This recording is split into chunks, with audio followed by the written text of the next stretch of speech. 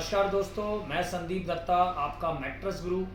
Mattress गुरु बड़े अजीब सी बात है, कभी सुना है? नहीं सुना। मैं आपको बताता हूँ। 99% लोगों को मैट्रेस यानी गद्दा जिस पर वो रात को सोते हैं 8 घंटे, नहीं पता है कि वो क्या है, किस पे सो रहे हैं, वो कैसा होना चाहिए, उस पर शरीर का क्या इफेक्ट, इम्पैक्ट, अच्छी बात बुरी बात कुछ नहीं पता। तो आज हम इसी बात को लेकर आए हैं कि जिससे लोगों में हम जागरूकता पैदा करें कि भाई जिस पर आप सोते हो उसके बारे में नहीं पता, किस पे सो रहे हो। कोई पूछे आपसे कि भाई आपका मैट्रेस किस चीज़ का बना है, तो आप कहेंगे नहीं पता। आपको कंपनी का नाम भी पता हो क्योंकि आपने पैसे दिए, मगर आपको उसके अंदर क्या है ये बिल्कुल नहीं पता। और कोई भी कंपनी इस बात का प्रचार प्रसार नहीं करती कि वो है किस चीज़ से बना रहे हैं। करते भी हैं तो मगर वो नाम इतने टिपिकल होते हैं कि आपको समझ ही नहीं आते। वो शब्द आप कभी उठा के देखिए कि मैट्रेस में क्या क्या लगा है, तो आप वो सुन के आप कहेंगे छोड़ो यार, क्या ठीक है सो रहे हो गया। मगर मैं चाहता हूँ कि हर आदमी को जो एक अपनी ज़िंदगी का सबसे इम्पॉर्टेंट 8 घंटे जो सोता है उसको पता होना चाहिए कि वो 8 घंटे जब जिस चीज़ पर सो रहा है कम से कम उसका पता हो।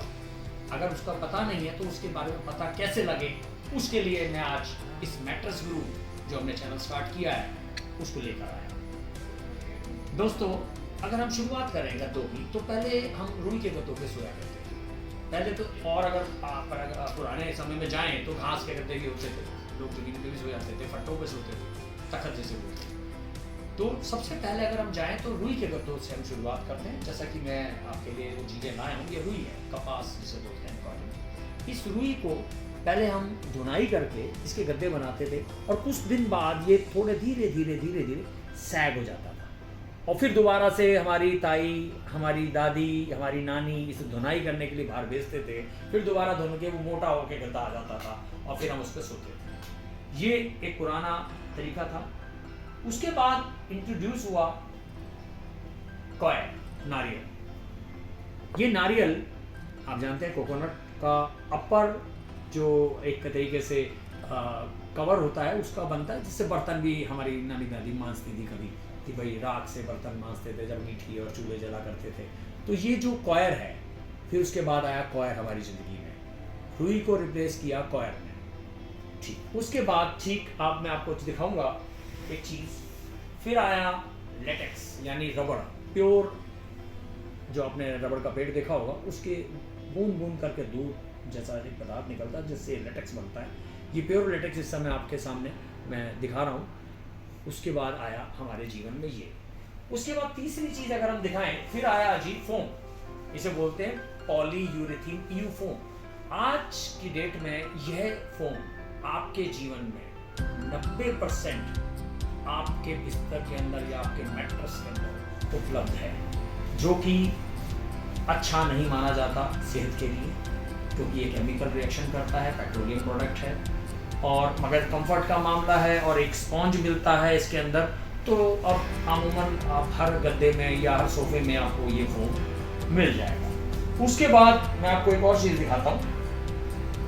आया फिर स्प्रिंग, ये इसे बोलते हैं बॉनल स्प्रिंग। ये बहुत सारे स्प्रिंग बन के एक गद्दा बनता है, इसे बोलते हैं बॉनल स्प्रिंग। उसके बाद दोस्तों आया, थोड़ा सा बड़ा है, मैं दिखाऊंगा आपको जरूर, ये है पॉकेट स्प्रिंग। ये इस समय वर्ल्ड में सबसे लेटेस्ट और फेमस एक मैट्रेस है जो लग्जरी ग्रेड में आता है क्योंकि ये काफ़ी सॉफ्ट और बहुत ही कंफर्टेबल होता है। तो इसके ऊपर सोने का जो अभी तक का जो लेटेस्ट हमारे पास जो रिपोर्ट्स हैं वो सबसे बेस्ट इसको माना जाता है। वैसे तो पानी का गद्दा भी आता है देखा जाए तो, और बहुत तरीके के और भी जेल का गद्दा भी आने लगा है।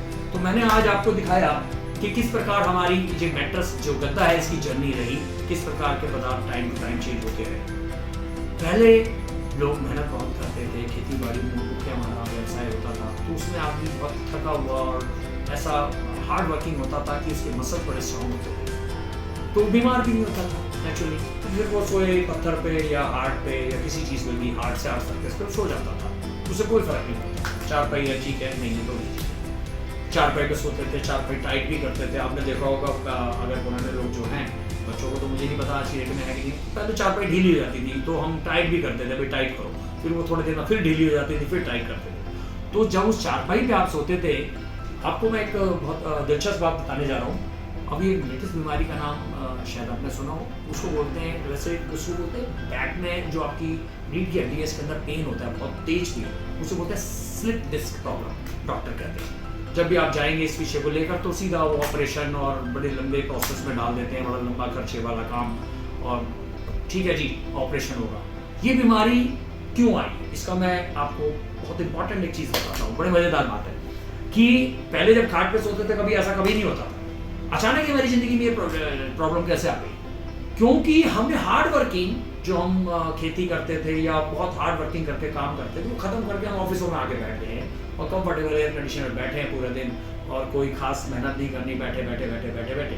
तो वो जो कमर की जो पीछे रीढ़ की हड्डी है, जो बैकबोन होती है हमारी, उसके अंदर एक डी शेप होने लगा। अभी हम उसको मैट्रेस से जोड़ने जा रहे हैं, ये आपको बताना बहुत ज़रूरी है कि बैठना और फिर उसके बाद जाके सोना। जब हम जाकर हार्ड सरफेस पे, जो हमारे अभी हमारे में बड़ा अजीब सी बात है, जब किससे पूछो कि भाई मैट्रेस कैसा अच्छा होता है तो वो बोलते हैं हार्ड अच्छा होता है। मैं पूछता हूँ आपको ये किसने बताया कि हार्ड मैट्रेस अच्छा होता है? तो कहते हैं किसी ने बताया। मैं किसने बताया, आप बता सकते हैं नाम? तो किसी को भी बात नहीं पता, किसने बताया? कि डॉक्टर। मैंने कौन से डॉक्टर?